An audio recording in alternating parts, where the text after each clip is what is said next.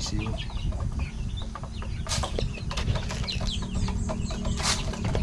Magaling magparami kaya lang namamatay yung iba. Tapos yung mga inay nagsasapawan kaya hindi napipisa.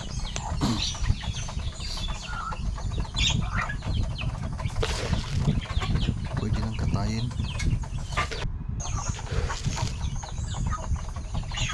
Magastos sa pagkain.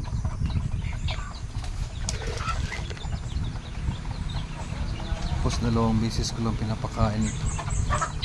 Morning at saka sa hapon lang. May net napanet naman yan kaya lang binubuksan ko para makawala. Kaya lang kawawa yung mga sisiw. Minsan pinakain ng uwak.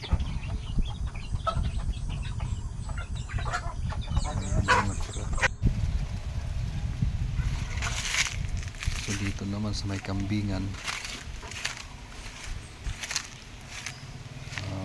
humiram ako ng turo kasi naglilihi na yung dalawa. At saka yung mataas na yung ayan din ang worry ko kasi pag baka biglang tumumba yan, matutumbahan yan. So mapipisa yung mga kambing. Yan palang pagkain nakabitin kasi pag nilapag mo yan, pag naapakan nila hindi na nila kakainin. Kaya yan ang ginawa kong solusyon para parang kikit-kitin na lang nila. Actually nauubos naman nila yan maghapon pag nakalapag kasi na pag naapakan din yan kakainin. Ayan. So, tag-isa silang bundle. Matagal-tagal din ang ubusin yan.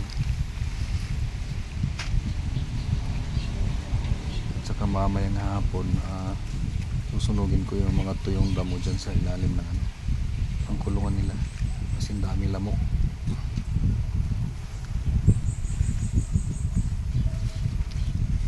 Yung hagwire lang nilagay ko dyan, binakod ko.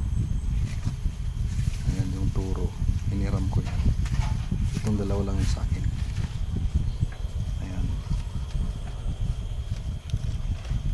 hopefully mabubuntis na sila. Ilalagay ko bali 1 week yung turo dyan para makakuha talaga ng similya.